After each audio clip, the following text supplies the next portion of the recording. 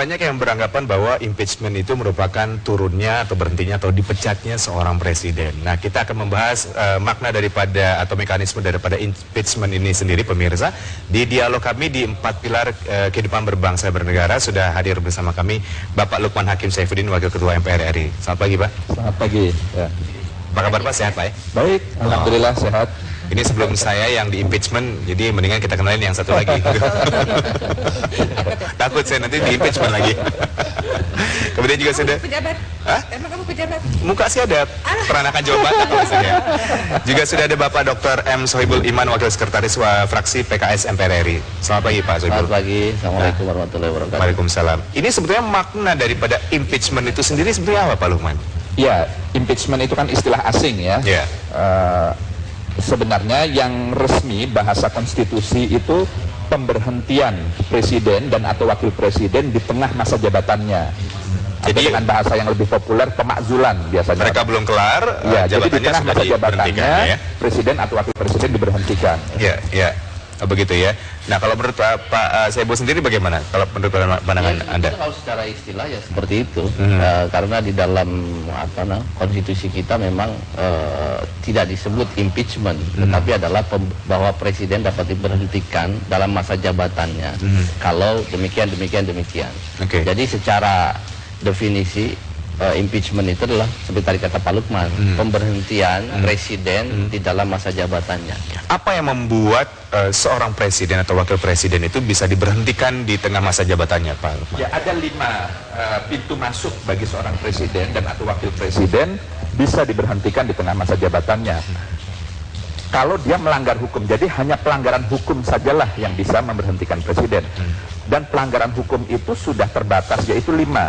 Pertama, dia melakukan pengkhianatan terhadap negara, atau dengan bahasa lain makar gitu.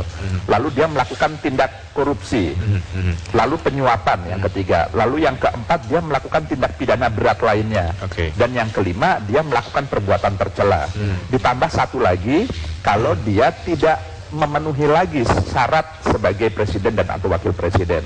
Jadi hanya 5 pelanggaran hukum dan 1 tidak memenuhi syarat lagi sebagai presiden dan wakil presiden. Itu sajalah yang bisa menyebabkan pemberhentian di tengah masa jabatannya bagi seorang presiden dan atau wakil presiden.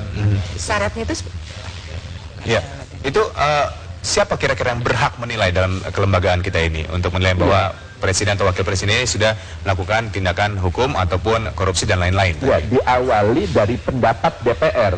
Jadi kalau DPR dalam menjalankan fungsi pengawasannya lalu kemudian menduga, lalu kemudian berpendapat bahwa presiden telah melakukan pelanggaran hukum seperti tadi itu, apakah pengkhianatan terhadap negara, apakah korupsi, penyuapan, tindak pidana berat lainnya atau perbuatan tercela, maka DPR sebelum meminta MPR untuk mengadakan sidang untuk bisa memberhentikan presiden itu, DPR harus mengajukan pendapatnya ini ke Mahkamah Konstitusi.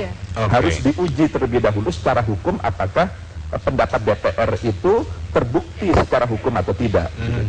Jadi yang memutuskan nantinya adalah MK? MK, jadi MK akan memeriksa, mengadili dan memutus apakah pendapat DPR itu terbukti secara hukum atau tidak. Kalau iya, maka DPR atas putusan MK itu meminta MPR untuk bersidang. Nah, dalam sidang MPR itulah presiden dapat diberhentikan. Iya. Tapi tadi dikatakan ada syarat tertentu, gitu. Tapi kan sebelum mencapai posisi jabatan sebagai presiden, syarat itu sudah harus terpenuhi.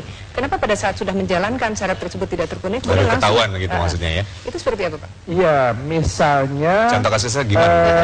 Misalnya salah satu syarat untuk menjadi presiden itu pendidikan formalnya sekurang-kurangnya SLTA, SMA, misalnya kan gitu. Lalu ketika dia mengajukan ini syaratnya itu terpenuhi.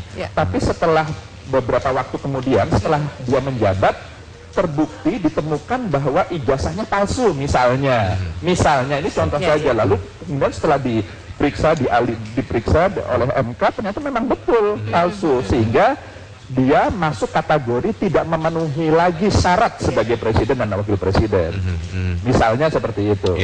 Misalnya syaratnya Ya mungkin Pak. Ya, mungkin tapi kasus seperti itu mungkin akan memalukan ya buat DPR, MPR juga ya. Karena kok baru ketahuan di tengah jalan.